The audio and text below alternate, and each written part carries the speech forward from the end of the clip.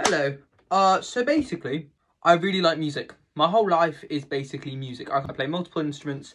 I really like music. I'm trying to listen to as much music as I can right now because I want to expand my taste beyond what I already know. So I'm completely ripping off creators like Anthony Fantano.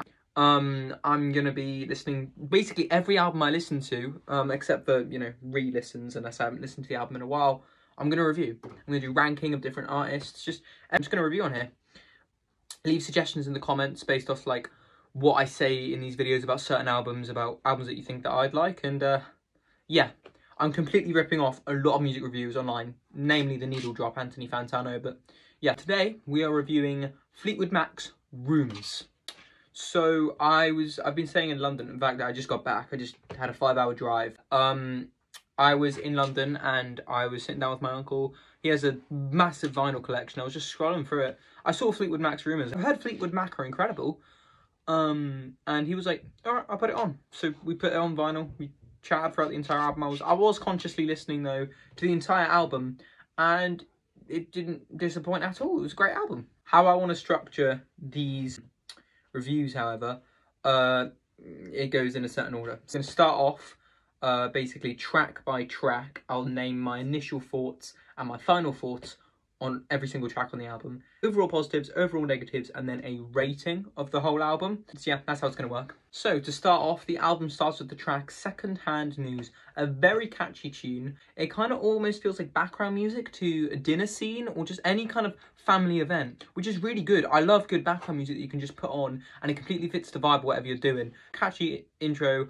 The instrumental is all solid. It's not like amazing or special or anything, but it's a really good opener and it's catchy and the lyrics are kind of fun too. Next we have the song Dreams. I love this song so much. The bass line, the melodic guitar, the simple drums, and the heavenly vocals from Stevie Nicks. But yeah, Fleetwood Mac really deliver with this song. It's obviously one of their best songs and it just feels heavenly. You know, it's not one of those songs that build up along the same chord progression, but it manages to keep with the same chord progression, the same kind of flow nearly the whole song, but it doesn't get boring. And it's like, I think it's 4 minutes runtime.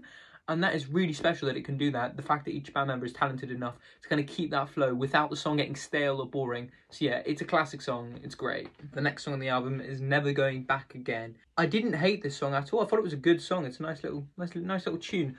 But it's probably the least memorable on the album, probably my least favourite. And still, that shows how good of an album it is, because it's kind of catchy, you know, it's alright. It's just the least memorable in my opinion, you know, it doesn't do it. But it's just like a nice little, mainly acoustic tune, nice little bass line, nice drums. It's just like, you know, a kind of interlude that you can kind of like rest after listening to the masterpiece that is Dreams. The next song on the album is Don't Stop. Now, this is a perfect song. It has an amazing chorus. The simplicity of the drums and the bass are done well without, you know, sounding lazy or cop out. And the piano adds amazing flair during the chorus. The verses are jaunty. The chorus is definitely amazingly catchy. And it's an excellent prelude to the next song that I'm going to mention, which is the best on the album, in my humble opinion. The next song on the album is Go Your Own Way. Now, this is a perfect song and the best song on the album. I know a lot of people would say The Chain or Dreams, and they are definitely close. But Go Your Own Way just has a completely catchy chorus. It's very iconic, maybe not as iconic as The Chain. It's just a brilliant track. Every single one of the instrumentals is on point. It's so uplifting. You could be in any mood. You play Go Your Own Way and you're just immediately up from whatever sad mood that you're in. It's like, it's genuinely like powerful. I think it's the best Fleetwood Mac song. The instrumentals are beautiful, and the chord sequence as well is just great. The next song on the album is Songbird. Now, we were playing it on vinyl, so this was the last song before you got to the B-side, and it's a nice little tune, a nice little interlude type sounding song that goes in between. It's got really, really beautiful vocals from Stevie Nicks. Piano instrumental is pretty, you know, it's just kind of a simplistic song. I think it's a better version of Never Going Back Again, you know, just kind of like a beautiful little interlude type track. Now for the song that literally everyone knows, The Chain. It's a masterpiece, like everyone knows that. It is just simply a brilliant song. Actually, it is a perfect song. It's completely iconic. The vocals are amazing, the bass line's amazing, the guitar's great, the drums, and the acoustic guitar in the beginning is very underrated in my opinion. It's a nice little lick that it plays. It's brilliant, it's timeless. It is the most popular on the album. The next song on the album is You Love Making Fun. Now this is probably the most instrumentally perfect song on the album, because like the funky bass line, the keyboard that goes along with it, the funky guitar, everything's just it's kind of a groove vibe, this song. The chorus comes in at the end and it's structured very weirdly, but that actually doesn't turn me off of the song because the instrumental is so good, and it does kind of carry it a little bit at times, but it doesn't really matter because the rest of that album's been great. The lyrics aren't bad necessarily, just the instrumental is far superior.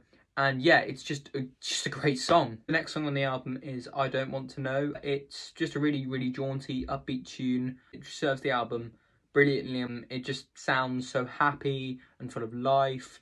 And it's just really, really happy. The guitar's kind of got this like this heavenly kind of feel to it. Good to get after songs like The Chain, because it kind of like lifts the mood a little bit, you know. It's not like iconic, it's not incredible, but it's a lovely little thing you can just get up and dance to, and it's a great song. The lyrics in this next song are kind of like jaggedy and a bit cringe. I do like it a lot.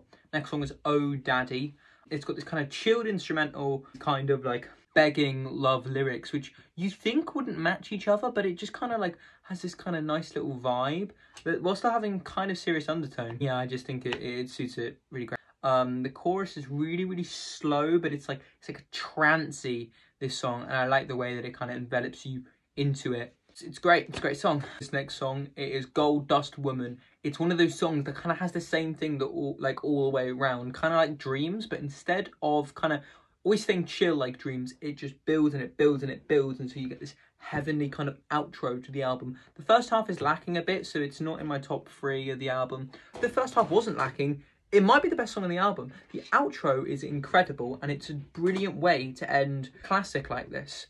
I really enjoyed this album. Now, the overall positives of the album. I feel it flowed really, really nicely. Kind of had this lovely kind of country feel without being cringy. And it's not a country album, it just has that kind of vibe to it, you know. The instrumentals all around the album are beautiful and definitely very interesting to listen to. Yeah, those are the overall positives I can say for every single track on the album. To the few overall negatives, one of them I can name is the songs. They are incredible. Some of the interlude type ones like Songbird and Never Going Back Again, and all the songs on the album, they do kind of sound similar. So at times it's kind of hard to distinguish verses. Choruses, obviously, you can tell because of the words, and also the better ones you can tell because of the actual instrumentals and rhythm. But like sometimes they kind of blend into each other. And the only other negative I can say, at times the lyrics are slightly off their time. But aside from that, I really enjoyed listening to it, especially on vinyl. It felt a bit more like, you know, like I was actually indulging. But yeah, I really did enjoy this album, and personally would give it an 8.7 out of 10. That's a strong 8. Thank you for watching this review. I'm going to try and post more of these, maybe, you know, like a couple every week, you know. Just what do you think of this album? Did you like it? Did you love it? Did you hate it? Comment down below like albums that you think I should listen to or you want me to give my opinion on. My friends are going to fucking rip me for this video. Yeah. Fleetwood Mac Rumours review. Done.